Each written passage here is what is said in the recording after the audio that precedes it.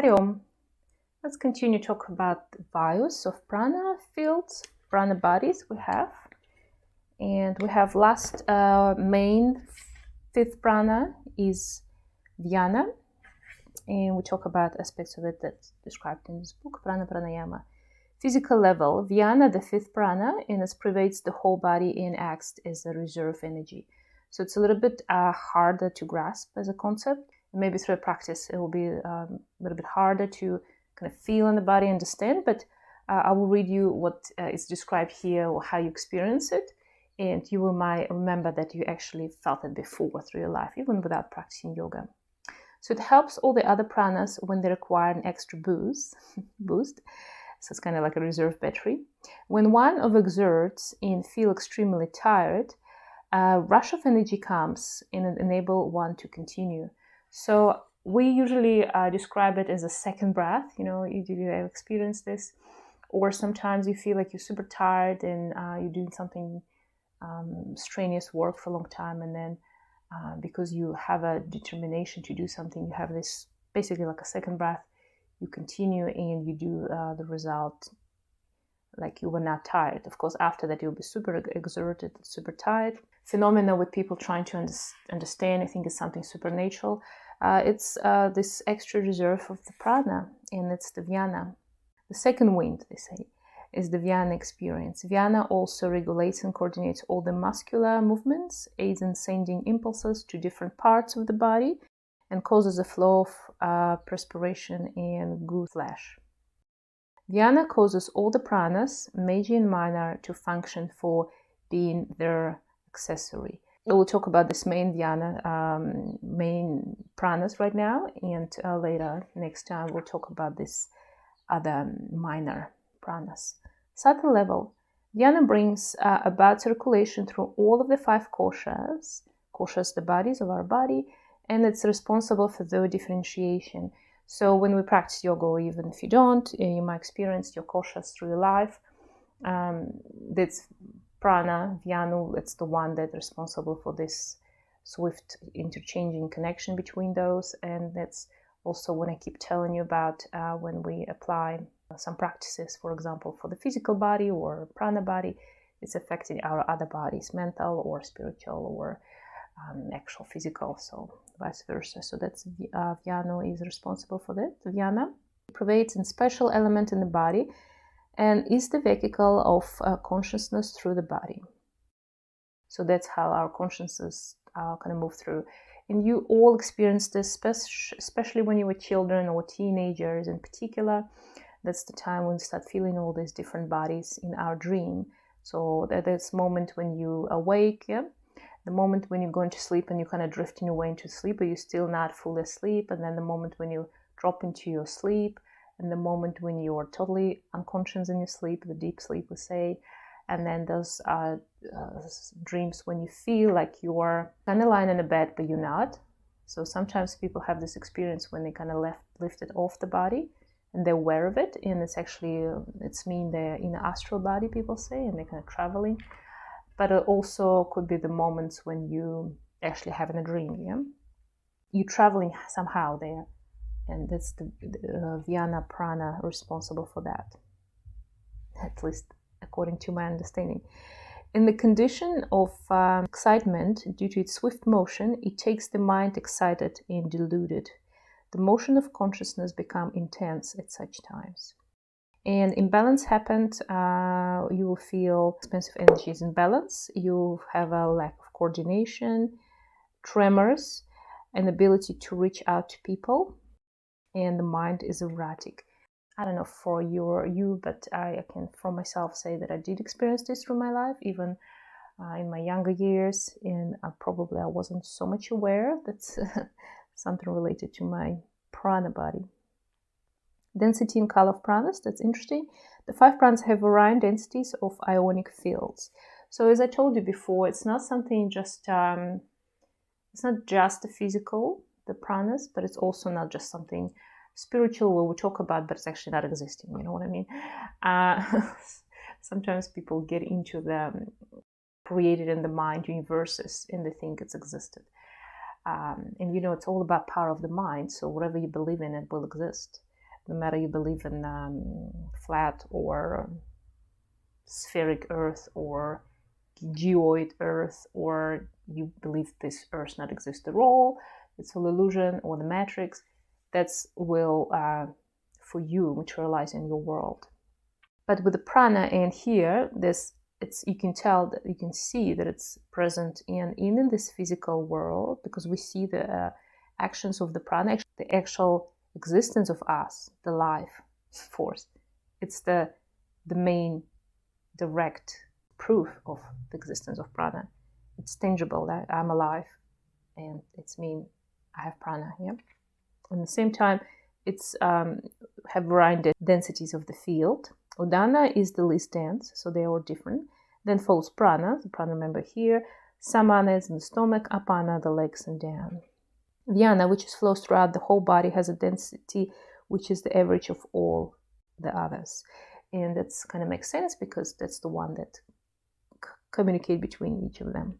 The ionic fields of the prana may be visualized as swirling clouds of different colors and hues, capable of expanding and contracting. I do know that physically I can feel it, and I felt it through my life. I wasn't even aware of it, especially in the moment when something like a panic attack, or like a severe moment of, not maybe depression, but like when you're very down, very pessimistic. And I think it's probably it could be described as a panic attack, when you feel like your prana field, and I felt it on my physical actually body, when it's start from 3D, like, you know, like we are all 3D and have a volume, come shrinking into kind of like a 2D. So I felt it as, and it repeats to me throughout the life numerous times, and only the yoga helped me to overcome it, and hopefully it doesn't come back to me. But this kind of like, I call them panic attack, usually experienced it when I go to bed. And they were like, I do feel like I'm jumping between being 3D and flat as a piece of paper. And it's very crushing and painful experience. So, like, although my body wasn't doing this in that moment, but all my energy and field sensation was like that. And I believe many people experience depression or panic attack like that. And a straightforward indication about existence in our pranic body, and there's something wrong. And then Amritanda Upanishad describes the colors of the different prana like that. Prana is said to be blood red, the color of ruby or coral. Apana is the color of Indragopa or instinct, which is white or red in color. Samana is in between the color of pure milk and crystal, oily and shiny. And Udana is Apandara, pale white. And Vyana is the color of Arhis or ray of light. He would describe the union of prana and apana. So the prana, remember the one around the heart from throat to the diaphragm, and apana, the one down the waist and legs. Of the 5 pranas, the 2 most influential are prana and apana. And they describe in scriptures as out of the 10 major and minor pranas, the first 5 are the leading ones. Even among these, prana and apana are the higher agents. Prana and apana are the 2 opposite forces in the physical body. And remember that these ones going higher, reaching higher, particles in apana all about down in excretions and stuff. Prana move upward from the navel and apana downward. Under the influence of apana, the consciousness is drawn down to Muladhara, which is associated with the earth element, the grossest level of manifestation. They generate desires and interact with the world. Under the influence of prana, the consciousness is drawn upward towards Sahasrara, which is associated with the ether, subtlest elements, and with the unmanifested dimensions, whereas the experiences is higher nature. And in your deeper meditation and deeper practices, when you hear, you kind of feel it more around, going all higher. In the practice of yoga, the direction of movement of prana and apana are changed. The upward flow of prana is directed downwards, and the downward flow of apana is directed upward. In this way, they both move towards one another and meet at samana, around the belly. At this meeting point, the energy of yogagni, fire of yoga, arises. When these two aspects of life, the inner and the outer, the mundane and the spiritual, are brought together and united, the Kundalini awakening. And if you ever done the Kriya yoga practices, and it's the practices designed, there's many Kriyas, there's 21 we start with, and 42 each Kriya, and in the way how they go with particular specific sequence, they're designed to waken up those energies and bring them, kind of reverse the direction, bring them toward each other and to awaken the Kundalini. In the 4th chapter of Bhagavad Gita, Sri Krishna instructs Arjuna on Raja Yoga and Hatha Yoga. His basic advice is unite prana with apana, or unite apana with prana. Basically, he summarized in one sentence the Kriya Yoga practice. What he says, apana is absorbed in prana by some, and prana is in apana by others. By restraining the courses of prana and apana, wholly occupied, the yogi is wholly occupied in pranayama. The union of prana and apana, or apana and prana, or the suspension of both, can be attained through the practices of yoga. There are many practices to bring about this union. When Siddhasana, yoga practitioner, is practiced and the inspired breath is taken to the region of samana, prana and apana unite at the center. So often we do concentrate on that point. When the 3 bandhas are performed, Maha Bandha, Janhara Bandha stops prana from ascending, Mula Bandha stops apana from descending, and Uddiyana Bandha creates a suction process which affect the behavior of both prana and apana. Yeah?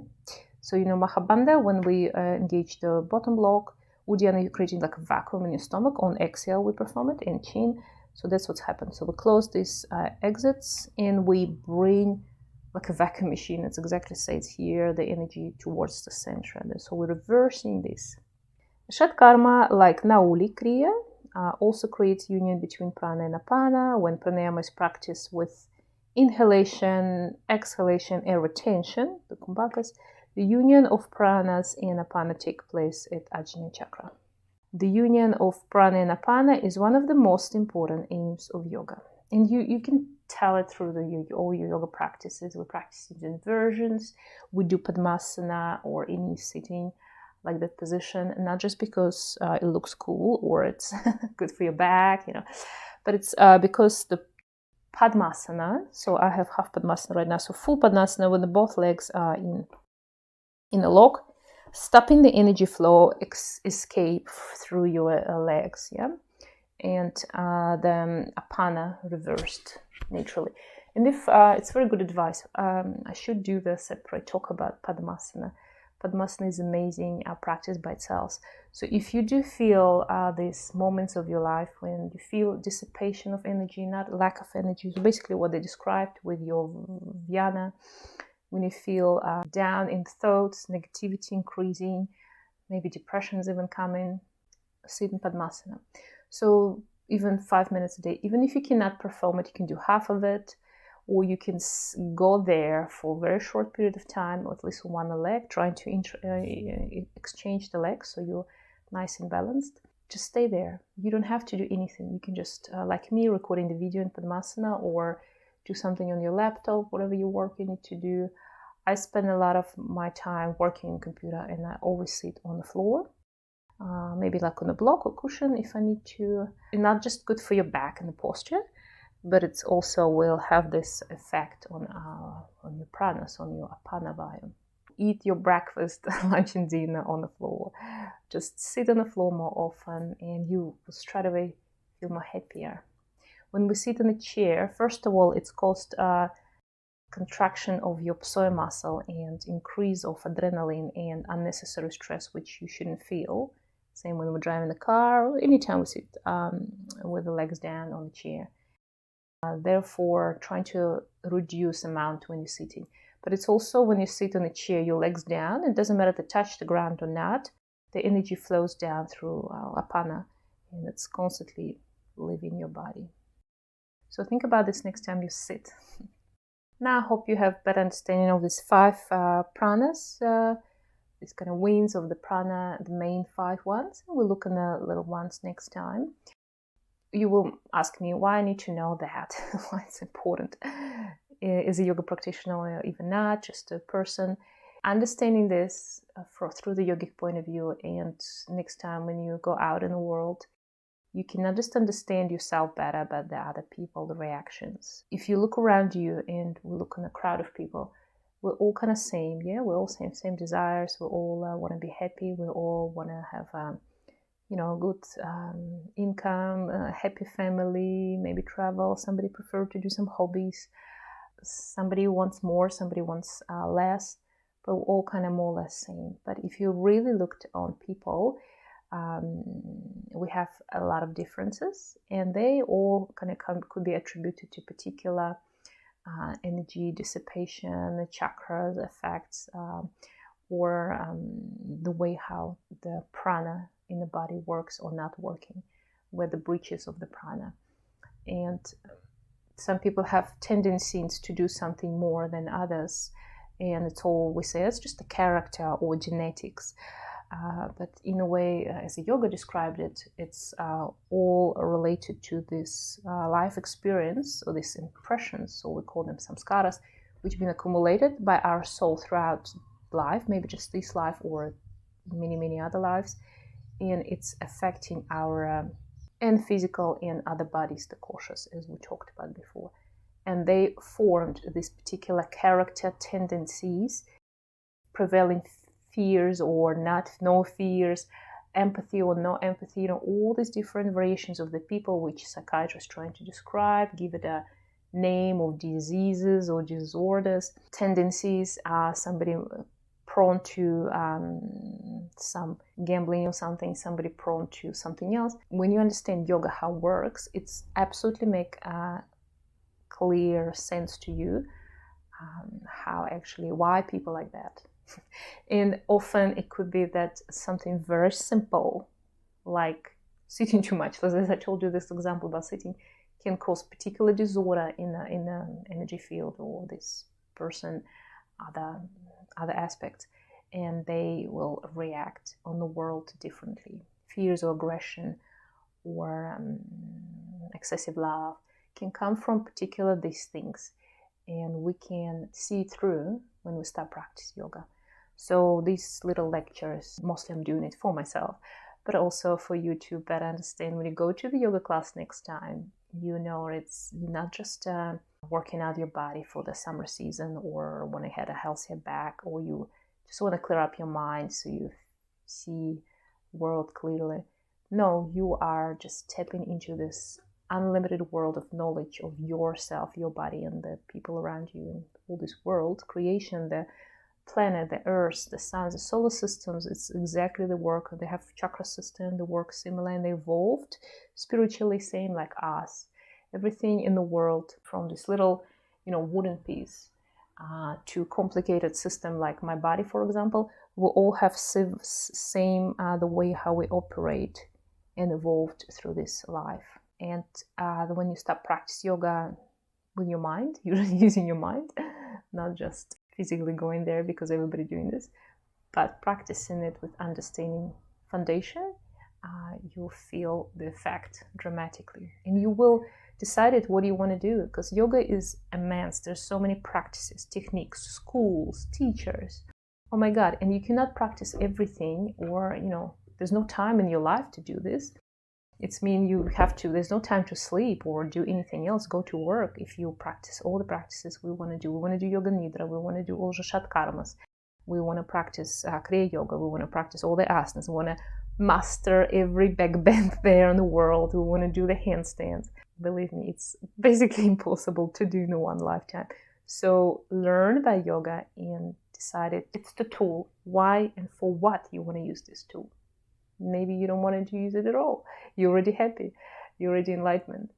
Or maybe you have something particular you want to improve and change in your life. And it doesn't have to be the ultimate goal, the full enlightenment, although it's good when you have this ultimate goal. It could be something small, but very important for you in your life and surroundings. And you will use yoga for that. So I hope you will prosper in your yoga practice and know what you want and know who you are and what you are. Hari Om.